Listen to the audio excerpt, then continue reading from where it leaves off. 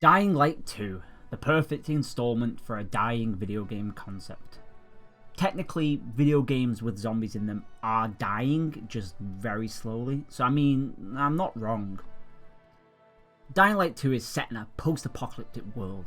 Humans have succumbed to the zombie plague and the world is now overrun by deadly creatures that want to viciously peel the flesh from your bones. Blah blah, SSDD. DL2 is set 22 years after the events of the first game, and 15 years after the events of The Fall. Ooh. Which is when a new strain of the Haran virus came along and bitch-slapped humanity straight back to the Dark Ages. Again.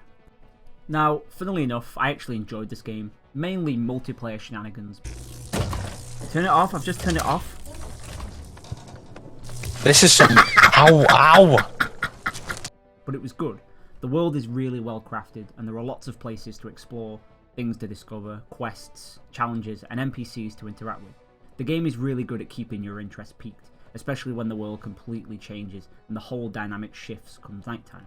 Very rarely I find myself wondering what to do. The gameplay is really crisp. You're often bouncing between objectives and tasks as you explore the vibrant world. The combat is really enjoyable, it feels meaty but also fluid and flexible. Small groups of infected can be easily dealt with. When you encounter some of the special infected, you need to more carefully plan your attacks, craft bombs and use the environment. The parkour is obviously the main staple point, as it is really well done. Jumping, sliding, diving, bouncing between buildings.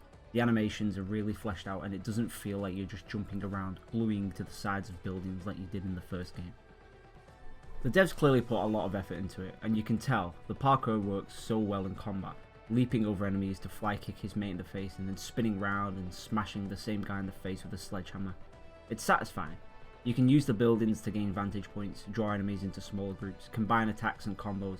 It's really fun to jump from 20 stories up and drop kick some guy in the back of the head who was enjoying his morning coffee. This part of the game is where it thrives, and mainly what I think it was designed for, a high octane and high exploration title. Now, I just want to take a little look at the soundtrack, which is gorgeous honestly. Olivier Derivière,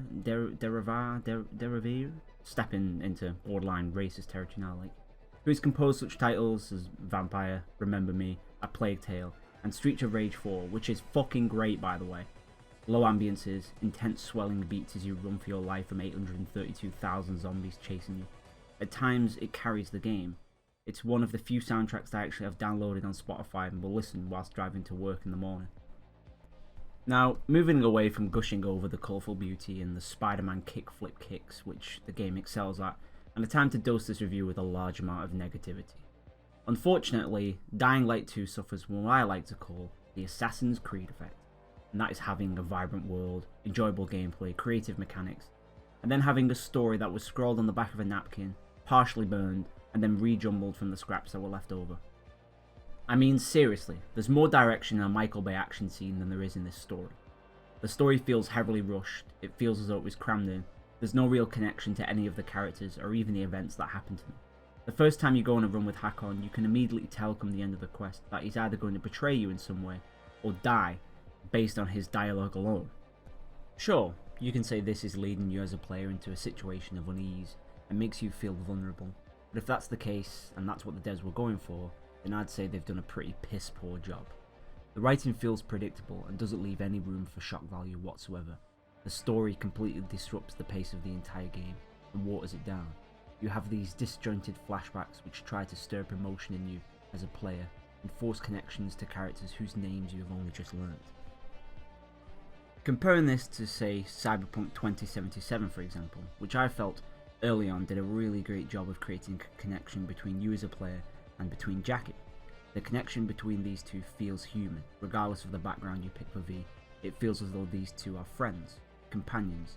They share these very discrete and distinct moments that convinces you as a player that these two are in this mess together and they will do whatever they can to help each other out.